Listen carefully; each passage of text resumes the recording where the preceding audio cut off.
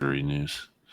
Welcome welcome all to the latest edition of the NFC East Mixtape.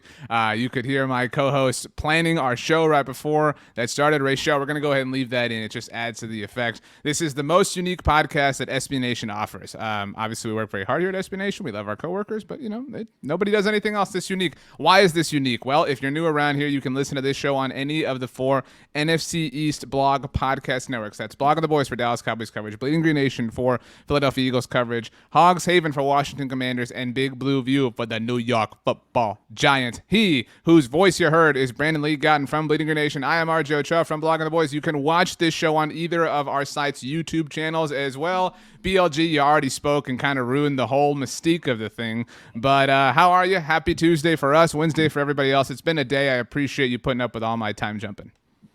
Hey, RJ. I think we should do an ASMR podcast from now on. What do you think about that? The last 3 things that you have said to the audience have been very weird. Because if you rewind to the third most recent one, it was the final thing you said last week with the voice. The demon voice. Yeah, the voice thing that you had. Then you had the accidental slip up at the beginning of the episode, even though I said, here we go. And then we have the ASMR voice. The Cowboys released their schedule with an ASMR video a few years ago, and it did not land well among the fans, to say the least. Did you know the Cowboys are the only NFC's Twitter handle that has the full name in their Twitter handle? Because you have at Eagles, at Giants, and then at Commanders. I didn't know that. Boom. That's interesting. I think it's we sometimes we talk different things. I'm a big Astros fan. Their handle on Instagram is at Astros Baseball. So you have that's a little weird to me. That's some minor league stuff right there. I find it strange. I mean, I understand there's a lot of I'm sure there are a lot of things were taken. A lot of space related things. But still, you got to fight for your handle that you want. Today for us is Tuesday, July 26th. This episode will drop on Wednesday, July 27th. Training camp is just about in full swing, which means we have action from every single training camp effectively. We have not a new member of the Philadelphia Eagles, but a former member of the Philadelphia Eagles who is now a member of the New York Jets. We have some roster news to get to, I believe, Brandon. I know you have the notes for the aforementioned Giants and Commanders. We have a new member of the team who the Dallas Cowboys will be playing in Week 1. That happened just before we started recording. And we also have no new things for the Dallas Cowboys except for things that Jerry Jones said on Tuesday, which upset a lot of people. So what direction do you want to go in? Actually, before we start, I have to know. What is your favorite way to tie shoes? Do you go with the classic one way to do it, or do you cross the 2 loops? You know what I'm talking about? So I have some shoes right here. You happen to have a shoe right next to you. Holy crap. Visual. That was Wow, look at those Brooks shoes right cool? there. BLG's a runner. Okay. Well, shout out to my cousin Kenny who got me a deal on these. He had a nice little discount. He runs. So I would go. I'm trying to do it in a way where you can see it, but also just do it your way. But don't mirror yourself doing it. Like this. Okay, so you tie one over and then the base of it, right? Everybody knows how to do that. Really bad for the audio audience. I do this to make that first initial thing, and then I make the base, 2 loops. Yeah. And then that's weird. That's the way 5-year-olds tie their shoes, dude. Well, wow. Deal with it. So you make the 2 swoops and then cross them, is what you're saying? I think so. I mean, I feel like I don't even think about it most of the time. Yeah, you do. You involve your left hand too much. Too. Sometimes instead of doing that initial thing, I'll just do something like this, where I just do 1 loop and then usually it's underneath, and then just tie it around and boom. So it depends. Wow. That was not worth it for the audio. That was very, very that was an intrinsic look at Brandon Lee Gowton. You don't Which do pair the of shoes do you like more? This one? Ooh. For out and about in everyday life, I like the purple or the darker ones. But if you're running on the treadmill, it's the lime green ones for sure. Well, I think these are nice if you go out and you try not to get hit as you're running. Get some bright shoes. That's what I said for running. Yeah, I specifically said that those would be better for running. I thought you said on the treadmill, the brighter ones would be better. Well, I run on a treadmill because I like to have the TV and the podcast and everything. Shout out to Kenny if he needs to know. I'm an 11.5. Just for whatever reason, might be able to hook you up. Yeah. You are wearing an In-N-Out cap today. I asked you earlier when we tried to record if you bought that at In-N-Out. You said no. I assumed you were being cheeky to be able to tell a story here. I bought it online. I didn't buy it at In-N-Out. That seems silly because you went to In-N-Out. It's a big old thing. We even talked about it here. Why wouldn't you buy it? I didn't see it there. They had like a shirt that was on sale there, but I didn't. It was actually kind of a cool shirt, but I didn't end up getting it. I just got the hat. Well, we're going to be in and out with every team. There's no rundown, no anything today. I think we actually titled an episode once, Just Riffing, Baby.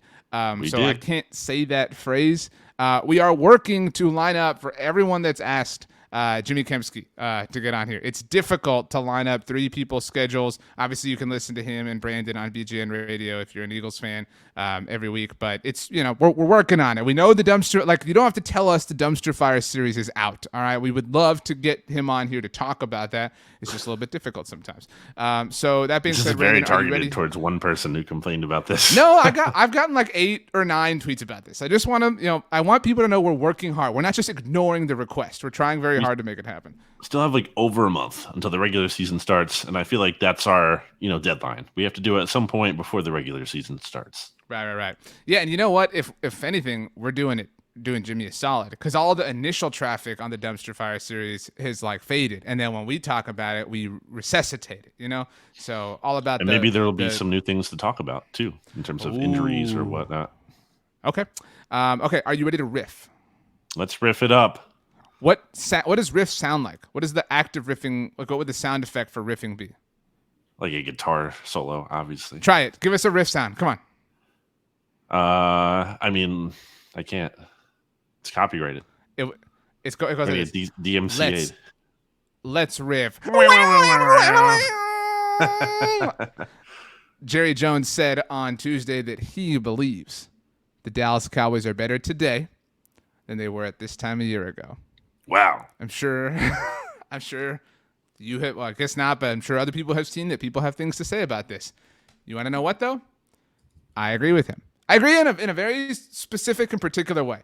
I think the defense is better. Like a year ago, we didn't know about, exactly what Micah Parsons is going to be. We certainly didn't know that Trayvon Diggs would have 1 million interceptions. Nobody really even knew who Jaron Kearse was. Now he's an NFC East All-Star as an example. So I certainly believe that they're better. They have more talent. Offensively, they obviously are down Amari Cooper, Lyle Collins, and Connor Williams, and they have Tyler Smith. Yes. And so I think they're weaker there. They're not dealing with their quarterback coming back from an injury. Right. And so I think that on paper, they're better. This is a super dumb way to say it, but I think like their Madden rating would be better this year. Like, how Madden has the team overall grade. That's how I would say that they're better today than they were this time a year ago because they're a little bit of a more known quantity. But other than that, I mean, it's, I obviously listened to and we did a lot of stuff around Jerry's. It was really Jerry's press conference, and it was not a great, hour for the Cowboys. I thought it was a really difficult. It was just putting lipstick on a pig. That's what the whole thing really was in my mind. Number one, find me a fan base who doesn't feel exactly the way you do about their team. Find me one, because you can't. Maybe one. Houston Texans. I mean, I bet you even Texans fans are talking themselves into being better than they were last year. And okay, yeah, I saw a post on the Texans subreddit that was like, reasons for optimism. So you're right. I mean, like, there's nobody who's like, well, we're definitely worse than we were. There's an article up on Big Blue View right now over the weekend, I think it was, that like, why not the Giants winning the NFC East or whatever? I've been asking that question. Don't be telling me about that, but go on. Anyway, well, you picked them to win the division outright. Let me also say that was the first thing. Number two, the second thing is nice try when it comes to distracting from the real quote from Jerry Jones' press conferences or press conference today, which was, quote, "I want to be real clear. He," as in Mike McCarthy, "wouldn't be sitting here today if I didn't believe he was the man to lead this team to a Super Bowl." So pause in the quote here. If he just stopped there, that would be a pretty good quote, I think, from Jerry Jones. I'm with you. Go off here. I'm totally with you. There's a lot to this apple, a lot of layers to this onion. Keep going. But I'm with. If you're right, if he ends there, it's okay. Great. Like, case closed. Yep. That's your guy. Move on. Let's talk and debate and argue about something else. Totally with you. That would be the right thing to say, even if you didn't fully, truly believe it, even if the fans or people or prognosticators don't truly believe it, that would be the right thing to say, the thing to downplay any speculation about his future. But then Jerry Jones had the ad after he said, this is the man to lead us to the Super Bowl. Quote, and I have choices. Why would you say that part? Imagine saying that to your wife, RJ. Like, like you're the love of my life. You're the one for me, and I have choices. What do you think would happen if you said that? I would be elsewhere. And I mean, I'm totally with you. And like, even if you just stopped there, it would still be bad. But at least it would be salvageable. Like at least some people would try to spin it, be like, well, he's only saying that to prove that he's choosing Mike McCarthy over all these people. And to be clear, in case anybody was unaware, Jerry said this on Tuesday during the team's opening press conference, just kind of the State of the Cowboys address. But afterwards, Brandon, I don't know if you saw this, because I think you're reading my tweet right there, because I tweeted that quote out. Afterwards, Jerry spoke about, and let me find the tweet here, because this was just. I just really have a hard time really compartmentalizing all this. Jerry Jones, this is the tweet from Jory Epstein. Jerry Jones says he never considered Mike McCarthy wouldn't be the Cowboys head coach this offseason, but he tells us directly he wanted the NFL to wonder if Dan Quinn would be my head coach to deter other offers. The exact line here, I was playing poker. So I'm sure you don't read the Dallas Morning News, Brandon, and that's not like a shot at that publication. You just why would you, right? You read a bunch of other things, right? So this week, we're recording this on Tuesday. So on Monday, they launched. They had an exclusive interview with Coach McCarthy, kind of talking about his goals and things for the season and whatnot. And the very first question he was asked in this interview was about his job security.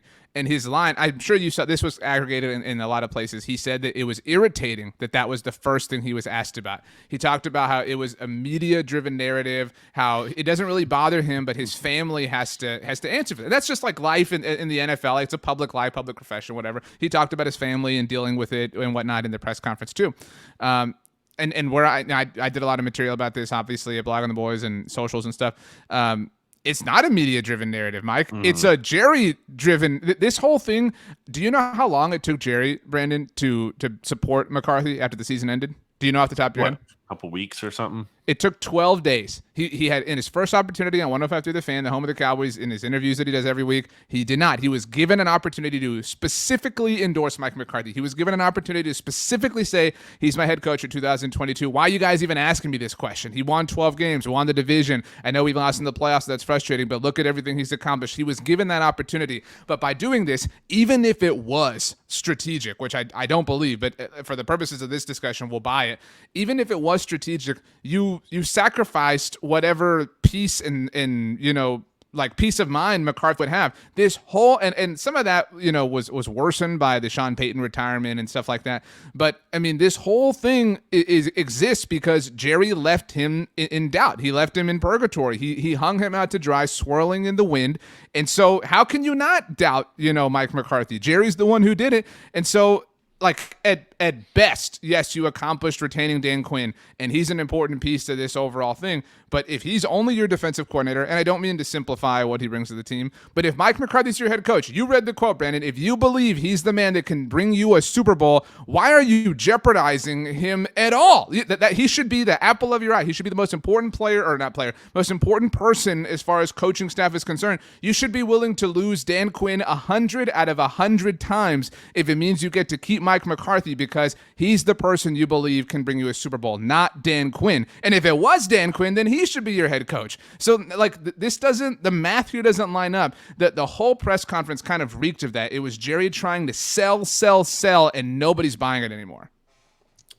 That there are alternatives in the picture suggest that you're not all in on the head coach. It's not like I picked you, because he didn't even pick Mike McCarthy this offseason over others. Like, that's not how it worked. There wasn't a coaching search. You know what I mean?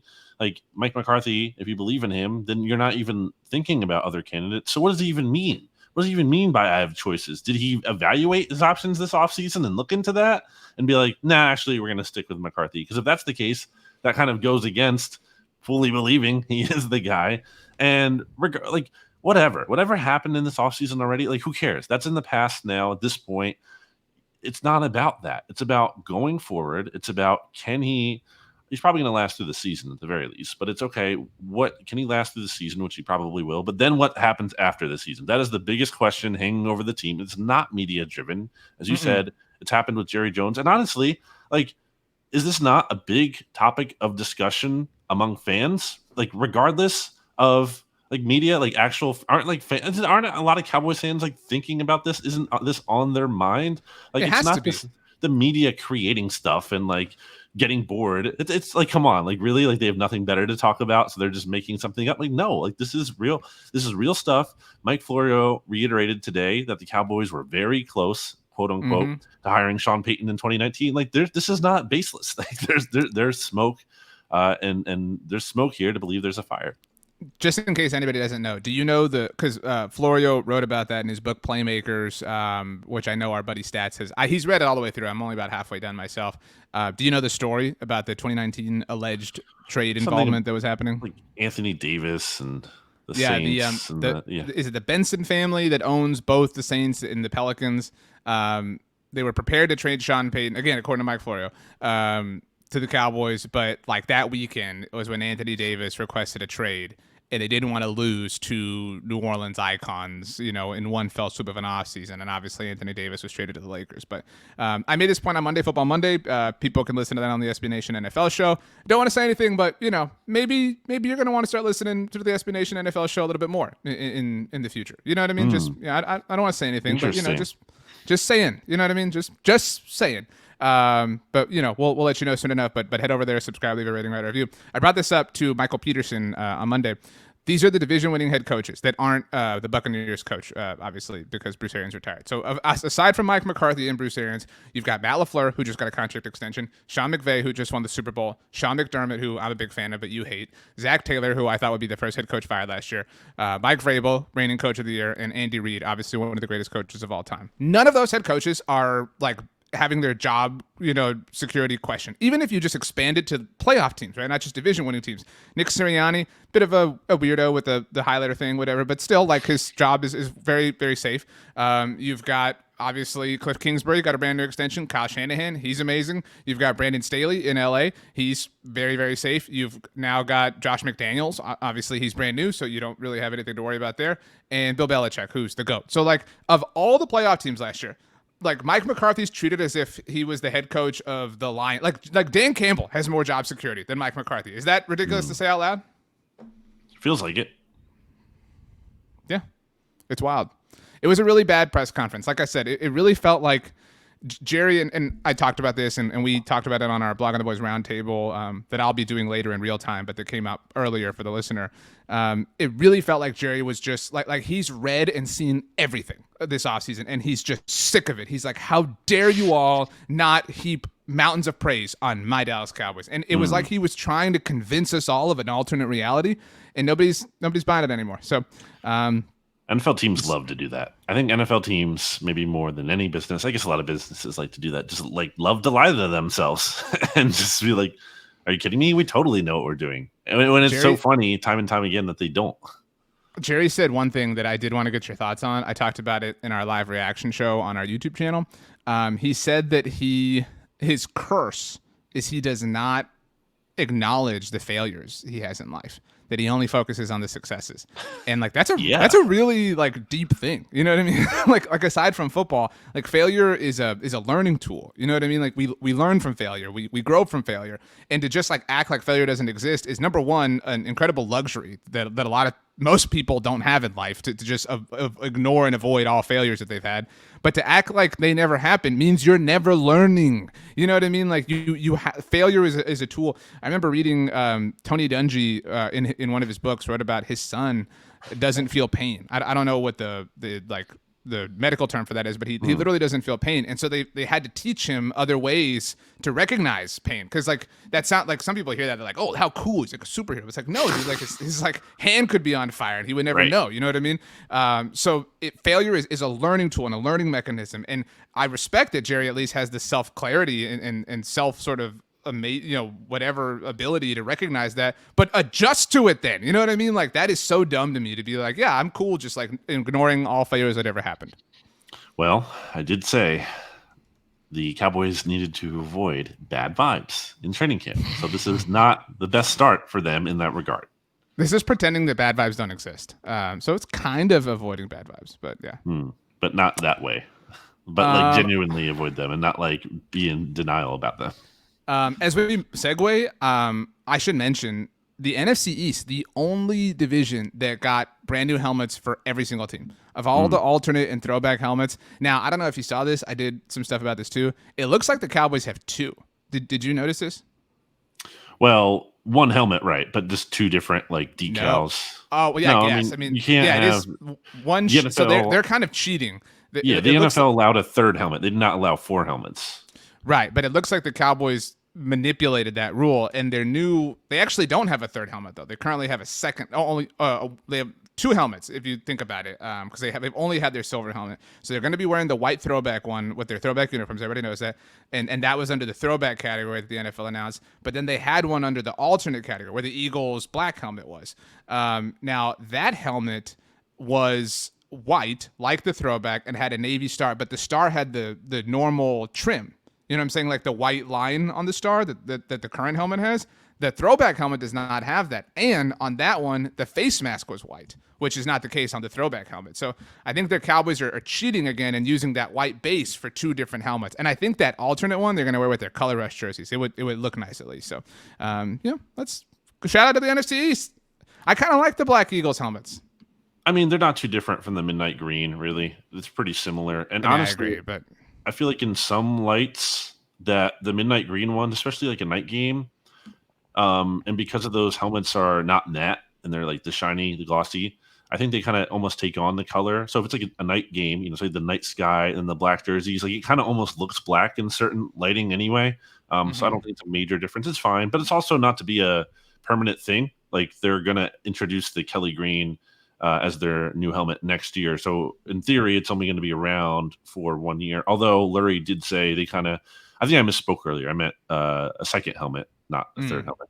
But they're going to try. Lurie said he wants to get to the NFL to allow a third helmet so they can do the Kelly green, the midnight green, and then the black as well.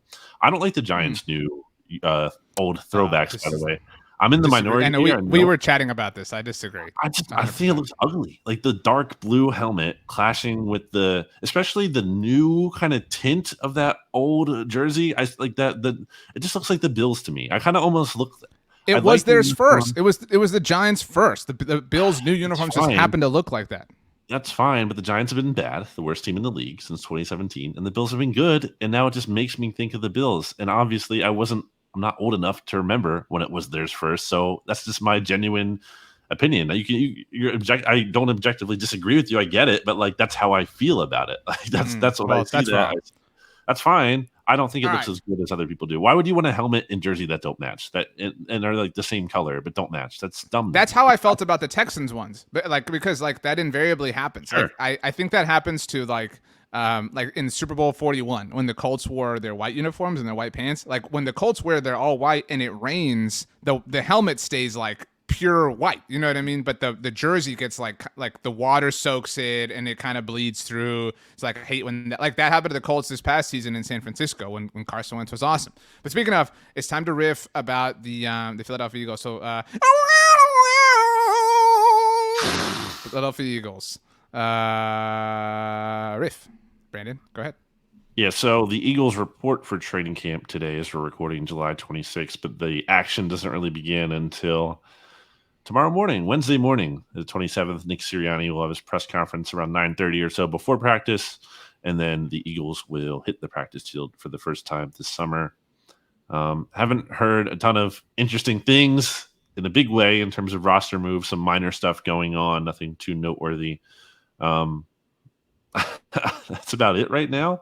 They made some tweaks to their coaching staff, also minor. So that's part of the reason the episode isn't meatier than it could be, is because the Eagles are taking a while. And unlike other teams, the Eagles don't allow. So back in the day, players would report, and the team would allow the reporters to talk to the players as they showed up. So at least you can get some quotes and things. But that doesn't really happen anymore. So we don't have that. I will say for the listeners, RJ, this is my 10th Eagles training camp. that I'm covering, which is pretty wild to me. Do you know how old I was when I started covering my first training camp? I do, because I know your age now. So what was it? I mean, you were 20. No, it's 21. Incorrect. Okay, you're 21 or whatever. So fine. Wrong. You were taking shots with Andy Reid. No, it was Chip's first year, 2013. Ooh, wow. So you're going by the difference of you're taking 2022 and subtracting 10. That's not how it works in football seasons, because you know what I mean. Like 2013, you have to count it down.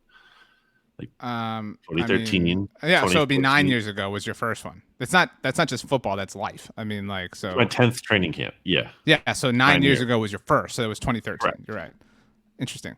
Wow. Cool. So 2013. Wow. So the it's last not going to be us. I think that's always confusing with numbers to me, like the year thing versus that like it's the 10th training camp, it's the 9th year.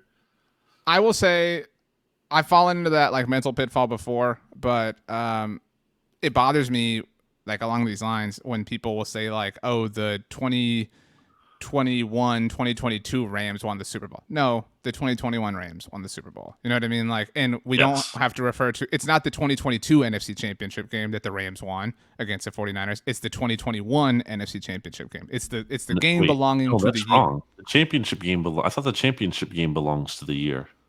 I disagree. Like, that's what I'm saying. Maybe like I like objectively agree with you, but I disagree with like from a personal standpoint. Like this year is the 2022 NFC and AFC Championship game, as far as I'm concerned. Just because it belongs to that season. If you call it 23, then it's weird because it doesn't belong to that. You know what I mean? Like it's awkward. But the 2018 NFC Championship game was the Eagles beating the Vikings. See, like I think that's a 17 title game. That's how I view it. Like everything associated with that Eagles team should be 17. You know what I mean? Because that's the year that they won the Super Bowl. You know what I'm saying? Like that. So I agree that the 2017 Eagles won the Super Bowl, but at the same time they also won the 2018 NFC Championship. I think that's dumb.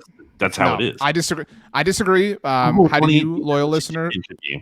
I'm curious how people view that. Like, so, like, how do people like look at that themselves? BLG's on Twitter and Instagram at Brandon Gunn. I'm on Twitter and Instagram at RJ Ochoa. We'll use the Eagles as this example, as painful as it is. Did the Eagles win the 2017 or 18 NFC Championship game? How do you categorize that? For me, it's 17. For Brandon, incorrectly, it is 18. Well, how about this? So you know how that Google has like a preview when you like Google a score or something, it'll just show up in like the box. You don't even have to open an article. Right. Well, on Google, if you do that, it says 2018 NFC Championship game, Eagles-Vikings, 38-7. But if you actually click on the Wikipedia article, then it is the Rams-Saints. So we can't. The game that gave us a rule change that was totally necessary and not dumb at all. Wow. So Wikipedia agrees with me. Okay. But then you go into Wikipedia and you look at I googled same thing, same Google result. This is how much news is going on with the Eagles, by the way. Yeah, that we're googling things, and it's another Eagles thing. So the point being is that. So look, I'm gonna send you one thing here, just okay. Again, and we can get off of this.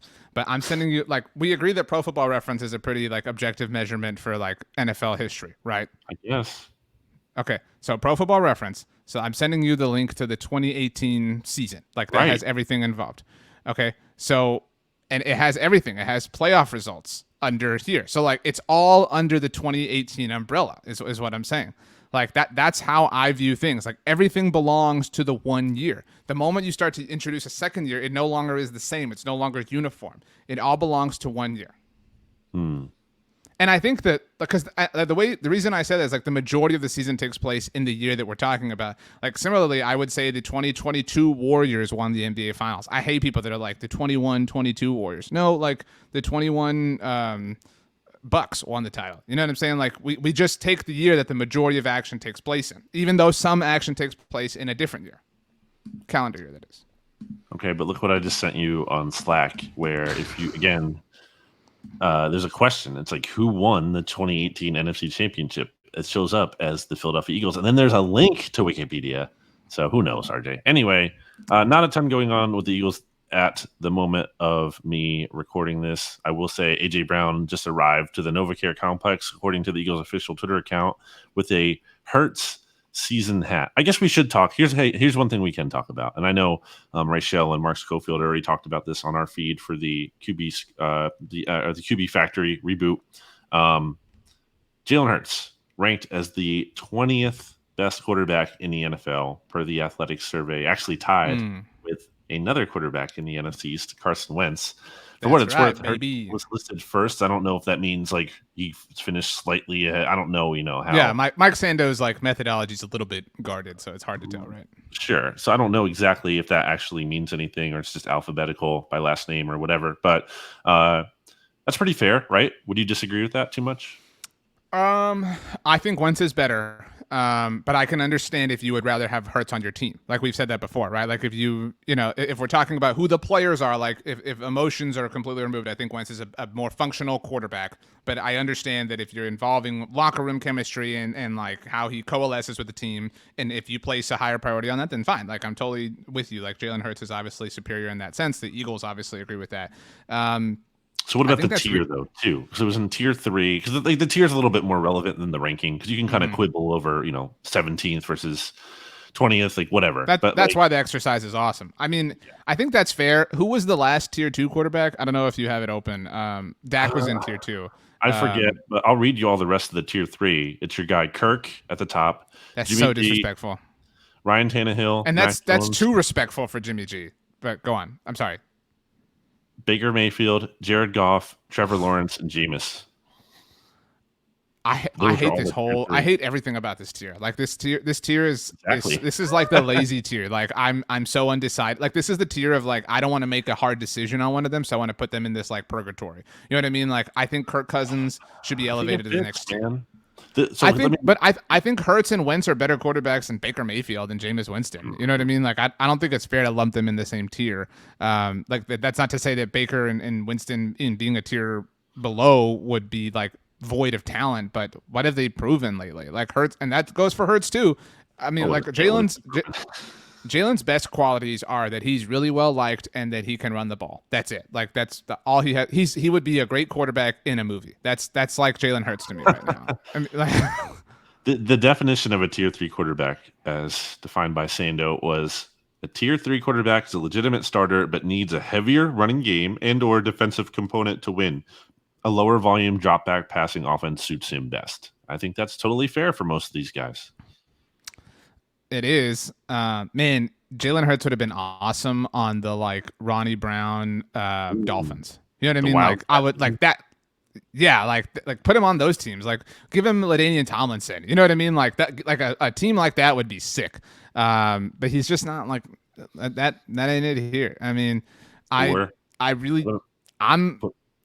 like it's cool. Like it's a cool vibe that AJ Brown loves him, and that Nick Sirianni loves him. But like I just don't see it. I mean, I know training camp hasn't started and they haven't arrived, but like that is the question. Like, and I don't like he'll have all the attention. He'll have all the I think everyone I think the way people talk about Jalen Hurts is with a positive spin because everybody wants him to be good. And so nobody's willing to be, except for maybe you. I say this as a compliment, like supremely critical of him because they're so inclined to give him the benefit of the doubt. And I think in that same, I think Carson is the exact opposite. I think Carson is just as like worthy of whatever praise, but people are so inclined to remove the benefit of the doubt. And all of that is Carson's fault, right? Like by way of how he's acted, and all of that's to Jalen's like credit that he has established that line of credit, no pun intended.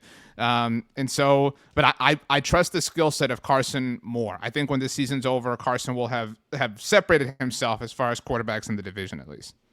I mean, that's just life and Survivor. Like, do people like you? Well, then you're probably going to do well. And if people don't, then it's going to be tougher sledding for you. So I agree with that.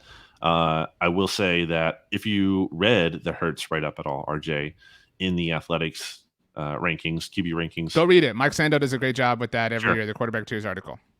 And we have our aggregated write-up on BGN. There is no mention in there, and take it for what it's worth. It doesn't mean it's like the definitive truth, but there's no mention anywhere in there. Whereas I think Eagles fans seem to think like Hurts can make this big leap into Josh Allen. Not necessarily saying that's the most realistic thing. Like they think that's definitely going to happen, but they seem to think there is an avenue to that. Whereas in this ranking system, not a single person was like, Jalen Hurts can make this big jump to tier 3. A lot of people are like, or some people, not even a lot, I think some were like, I think he can jump up to tier 2 and kind of be in that, Stafford, whatever kind of mix. But no one is like, this guy could be a tier 1. And because, it all comes back to passing ability. And there was also a thing in there, like the Eagles are going to find themselves in a quandary because they're going to have to decide, do they want to run, a Baltimore Ravens style running offense? And it's quite clear that they don't, because why would you trade for AJ Brown and have Devontae Smith here and pay Dallas Goedert and have all, and honestly just be a passing inclined organization since Andy Reid over to Doug Peterson? Like, it's clear they want to pass the ball, not like in the bottom, 2, whatever, again, the least pass heavy last year. They clearly don't want to be that team.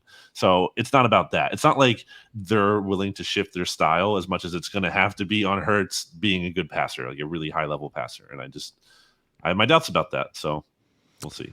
I will say last thing is that we will be tracking his progress every day on Bleeding Green Nation and BGN Radio. RJ, we're going to do a stock up, stock even, and stock down for him each single day. So we kind of get a gauge of where he's at before the season. Okay. Well, good luck charting all of the training camp throws from Jalen Hurts. I know that nobody hates that. So I'm not doing sure that. Enjoy. Some people do that. I know. I'm just making a joke, Brandon. I know you're not doing that. Just let the joke live. Like, I think it's fine to do that because we're content creators. Great content. Like, whatever. Sure. It's not like harmful. Although I will say that it's so subjective. Like, no, you're not seeing the exact yardage. You're not seeing every single throw. You're going to miss some throws. And also, like, how do you count certain plays? Like, there's sometimes, especially with Hurts, there'll be some plays where he's holding onto the ball for like 12 seconds. And and in a real game, it clearly would have been like blown dead or not blown dead, but like, he would have been sacked or whatever. Right. But like, he throws it and it's like a touchdown, but like everyone gave up on the play already. It's like, so do you count that towards, like, is that being counted? Look, anyway. You're the one who's tried this before, not me. So I don't that's why your hands are the ones with blood on them. So I measure the vibes, RJ. That's all I measure. Okay. For the podcast audience, we're going to take a very quick break, and for the YouTube audience, we're not going to do that. Welcome back, Brandon. You said that you ate a pastry in the break, and you said that it took you exactly 4 bites to eat it. What was that pastry? I wish I had one. I like a Boston cream donut, but not cream, custard. But I like to call it Boston cream. I don't like that because to me, I associate those things with like eating in the car. I don't like anything cream filled. Anything with liquid, like mess in the car, not for me. I don't like a jelly donut. Can't do it. Do you like strawberry or grape jelly on your sandwiches? I could do either. Not really. But what do you prefer? Let's go ideal PB&J sandwich. So what kind of bread? And forget the bread. But crunchy or smooth, and then type of jelly. Smooth 10 times out of 10. Not a crunchy guy. Crunchy rules. Do you like pulp? Do you like orange juice with pulp in it? No, that's not like, we're not all like, they don't all have to be the same. They're not all equal. Like, I want things that are smooth, awesome. like me. Did you hear your voice at the beginning of this? Wow. So Seth Rogen likes smoothie peanut butter. I said smoothie, not smooth. Smoothie peanut butter. I would try that too. That sounds awesome. Yeah. Crunchy strawberry. So it sounds like you're smooth and great. I didn't even say strawberry. You just threw that in there. I'm willing to assume it because you already made the wrong decision. So 2 things. One is actually, I think let's do this from now on. At some point, we will just have a brief take on a non-NFC East NFL thing now that football's back. So our take on Kyler Murray and the homework assignment. I was going to bring up him. Like, super bad vibes, like awful vibes. We were actually chatting about this on Slack with somebody else who will remain nameless, but and we were talking about some other stuff. But like, this is super bad vibes. Like this is awful. Like, if I'm a Cardinals fan, I feel terrible right now. It's pretty bad. In addition to the actual just disappearing down the stretch every year. And I know Cliff obviously deserves blame for that. I'm not trying to take that away, but I think Cliff has kind of gotten a disproportionate amount of blame for all of that. Like, Kyler's been a part of that too. He's been really bad in December and January. You look at his numbers, it's really bad. And I think part of that is not having DeAndre Hopkins. Certainly last year, that was a big deal. But like, okay, man, you can't. That's the thing, though. You're never going to as a quarterback, throughout your career, you're not going to always have the perfect situation. You have to rise. Make lemonade. Especially when you're getting paid the second highest annual value in the league. You're not getting paid that money to have the perfect situation around you, and you can only succeed. And it's not even like, okay, Hopkins is out, and now Kyler Murray can't be the MVP. Like, that's fine. He doesn't need to be the MVP, but he at least has to be kind of like, help the team tread water. And he couldn't do that. They were terrible. They finished 1-5 in their last 6 games, or 1-4 in the last 5. With the one win being on the road against the Cowboys, baby. Yeah, I agree. Okay, so along those lines, just now, I don't know if you saw this. This is kind of the reason I thought about it. The Cardinals placed Hollywood Brown on the NFI list. So not great vibes, like back-to-back days with the Cardinals. Who knows what's going on there? But BLG, it's the Cardinals this year, by the way. Yeah, nobody cares. It's time to riff about the Commanders. Ron Rivera spoke with Carson Wentz today, according to NBC Washington, and reiterated to him that he was the quarterback at the Washington Commanders. Wait, what? Why did he need to do this? I'm reading a tweet from Ethan. I think it's Cadeau. I don't want to mispronounce that. And the tweet exactly reads: Ron Rivera spoke with Carson Wentz today and reiterated to the QB that he was wanted in Washington. Oh, okay. I'm still, like, that's still the same. The point still stands. Like, why do you have to tell him again? Like, also, in Commanders land, beyond that, which is just weird, some injury issues to note. They placed 4 players on the active / pup list, we'll call it. Do you know how that works, by the way? Should we explain how that works really quick for the listeners? So if a player, we can do this together. If a player is placed on the pup list at any time, the active pup list, right, that they can come off at any time. But if they count for the roster spot too. Right. But if they're placed on it after the 53-man roster is set, they have to miss 4 games. That's new. It's down from 6 from last year. They have to miss at least, right, and could miss more if they're not healthy. Like it's just at least 4 no matter what. So they placed starting center Chase Roulier, backup center Tyler Larson, top tight end by far Logan Thomas, and one Chase Young, saving the most important for last, and also I believe swing tackle Cornelius Lucas on the NFI list. So it's possible those guys come off beforehand. I'm guessing, like, especially Thomas and Young, based on early reports, seem to not be super concerned about missing week 1, but like it's not great. I think it was on the Commanders subreddit that there is some speculation that Chase Young could miss time at the beginning of the season. His injury occurred in November, I believe.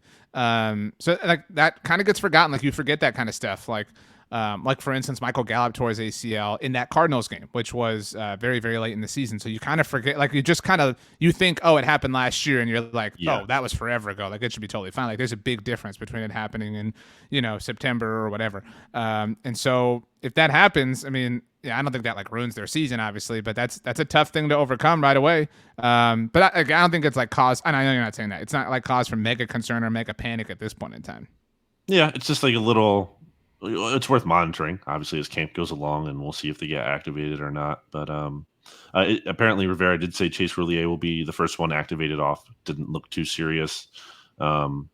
Apparently, he said Logan Thomas looks, quote, quite good as well. So, again, optimism that they won't have to miss time. But it's not just about, like they come off and they're 100%. They might have to kind of work their way up. And if Chase Young, for example, misses even a game or 2 early in the season, or even misses most of camp and is ready to go for week 1, how close to 100% is he? And that is a big question for a team who I think needs to have like a TJ Watt kind of impact from him this year. And that's the formula, right? Like, if maybe that's something we do on a future episode, is like, what's the formula? What's the path? Well, the most likely path that is to like each team winning the division. For Washington, it would involve like a defensive player of the year type of season from Chase Young. And that's not out of the realm of possibility. It's very possible. And it would involve stabilization on offense, Carson Wentz playing well, Terry McLaurin, obviously he already did, but already has, but justifying the contract, Jahan Dotson having a solid rookie year. The pieces are there. Like, the materials are like we talk about this all the time. Like, I can see that path. I saw, I believe Ron Rivera needs 7 wins this season to reach 100 on his career. So with a little bit of interesting history that Ron Rivera is chasing here in 2022. If you can say that. Last thing I'll say on Thomas missing time and why that's significant too is, as I've said, Carson Wentz loves to throw to his tight ends. So to not have that chemistry out of the gate could be a little not ideal, but we'll see. All right. Are we ready to move on to the Giants? Again, it's like the beginning of like the timing of our episodes is always perfect and never an issue. So camps are kind of like just now taking off. The Giants are in operation. I saw the over-under for Kayvon Thibodeau on sacks this year, I believe was 7.5. That's a good number. That's a really good number to set it at. I'll take the under. He wasn't a big sack producer in college. He really wasn't. Well, you hate Kayvon Thibodeau. You hate, let's see, Jalen Hurts and Kayvon Thibodeau, all Cowboys. So yeah, that's about the whole list. I'm so interested in the Giants. I'm like they are the pendulum swing to me, and I really think like they have a path too. Like it's a far more improbable path, but they have a path to being a legit team. I'm trying to think of a team that has taken a jump like I could see from them. Maybe like a 2018 Bears. You know what I mean? Like I could kind of see that, not maybe quite the defensive prowess, but like that kind of jump. Like Daniel Jones is a limited quarterback. I'm not saying his skill set is exactly Mitchell Trubisky's, but like I could kind of see that. I mean, like I like if everything goes right for them, they're this is the most interested I've been in the Giants in a really long time. Maybe they're actually the 2021 Lions in that they have a coach who drives to work in a truck and is like this everyman. I think some people see Dable that way at least. And also just a clearly bad team that's going to be bad and has no transparently doesn't have aspirations to be good. They cut James Bradbury. Like they didn't do that because they thought that'd make them better. They do it because they wanted the cap space and thought that's the best long-term move.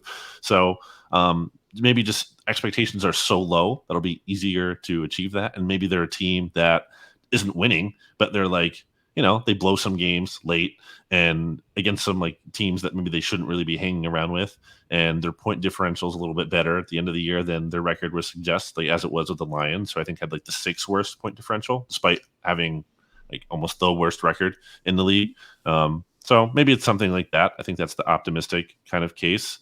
That's all I've got. 2021 Lions. What a thing to aspire to be. You know what I mean? Like that's a crazy way to put it. Like if everything goes right, will be the 2021 Lions. Did they have any roster news? Well, who? Yeah, so they had some roster news. The last thing I'll say though on that point is, I do think there's a chance that unlike past years, where for the most part at the beginning of the year, especially for the Cowboys and the Eagles, it's like, oh, Giants, that's 2 easy wins, and the Eagles didn't. But it wasn't for the Eagles last year. The Eagles lost to Joe Judge's Giants.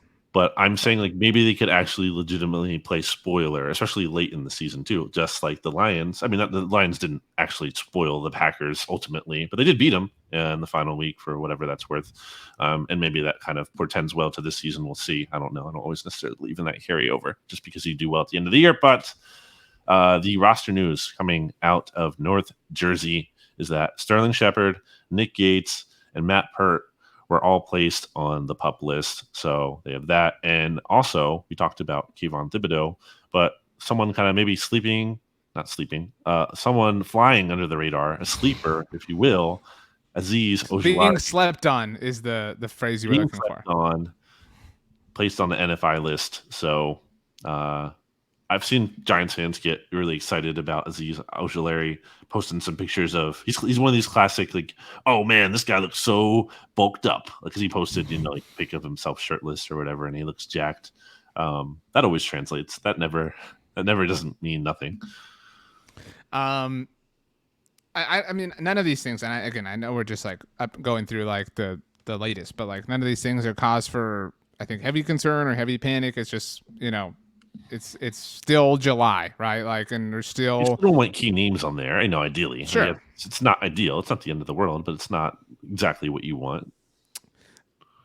I still, what are we? Let's as we wrap. Let's do this. What's one thing we think we've heard about each team by this time next week? I like this game that I just invented. I think we've heard. Okay, so I'll take the Eagles and the Giants. You take the Cowboys and the Commanders. Okay, so I think we have heard that Jalen Hurts has like and probably we'll hear this from you in Bleeding Green Nation, remade himself as a passer. Like he's a completely different, quarterback in the pocket than he ever has been at this point in his career. Like that's the story coming out of Eagles camp a week from today. Okay, and what else? That's it. I mean, we're picking one thing for each team. I mean, so your thought would like now I say it to you and you react and you say like that's possible, that's impossible, I think that's likely, whatever. I mean, like that's the way this game works. Okay, so you think Hurts is going to be good? No, I think that's what we're hearing. It's a very different thing. What we're hearing. Okay, I do agree that it's going to come out positive. In part just because again people want to like him and do well, so I think even if he's kind of like middle, like down the middle, I think people are going to say he's looking good, whereas I'm going to view that as if I don't see significant stride, if he doesn't look different than he does last year, like he's doing solid but he doesn't look like markedly different, even if he looks slightly better, like, I don't know if that's really good enough. So, but I do agree that we will probably be hearing some level of positivity. Although it's worth noting, last year he kind of started slower and then finished strong. So, and there's some thought that defense is ahead of offense in training camp early on. I don't know how you feel about that, but I said I thought that was kind of BS. And then a little flex here, RJ. Eagles great Mike Quick and current Eagles radio color analyst Mike Quick heard the podcast. He listened to that and he told me I didn't know what I was talking about and said he was like, in a very nice way, but he said that the defense does have an advantage earlier on in camp because the offense has to get their timing down and everything, whereas the defense can kind of just play a little bit more and that works well for them. So I still don't know if that's really scientific, but whatever, that's what he said. So who am I to doubt Mike Quick? My thing for the Cowboys, I guess I'll start with them, is I don't know, it's like the Cowboys don't have a lot of juice. I'm going to say it's CD based, and it's like, oh, wow, CD's wide receiver 1 now, and he looks so good. And who cares about Amari Cooper being gone? Because he looks great. And I guess you could throw Gallup in there too, but I think mostly about CD. Well, he won't be playing or doing anything. Okay, well then definitely CD. I agree. CD was we did in our training camp preview, which was a podcast and a YouTube video. We all played like who do you want? Like who would be the best training camp MVP? And like some of that was like what would be best for the team? Like which player would you want to see like emerge in that role? CD was that guy last year. Like it like I don't know how well you remember it, but like throughout camp it was like holy crap. It was like here he comes, CD, blah blah this and that. And then like I mean he had a fine year, but it was not the like the alpha, holy crap year that we were anticipating. Yeah. So I could totally like there's nobody like who's catching passes like that. I'm still kind of like I'm really interested to see. James Washington was hurt in OTA, so it's CeeDee Lamb, it's Jalen Tolbert. We were petitioning. A lot of Cowboys fans have been like, sign Julio Jones, sign Will Fuller. Julio's gone. He's playing for the Bucs now. So yeah, I mean, like it has to happen. Like it would be kind of chalk for it to be CeeDee, but if he's not doing something, then like they are a little bit up a creek. And I'm not saying like, oh, if he's not doing it in training camp, that means the season is over. But I mean, so much is depending on him taking that leap this year. So it would be nice to see that kind of starting to happen and starting to percolate. You would rather have Justin Jefferson than CD, right? Who would you rather have over Justin Jefferson? Name any receiver you would rather have over Justin Jefferson. I was just double checking. Well, he said he's going to be the number 1 receiver in the NFL after this season. He is. He's the best receiver in the NFL.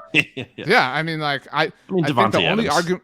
Those are the only arguments that you can say. Like, I would rather have X over Justin Jefferson or Devontae Adams, and I was only going to say Devontae and Jamar Chase. Those only dudes I'm entertaining over Justin Jefferson today. Maybe Cooper Kupp, like in one way. That's another one. Yeah.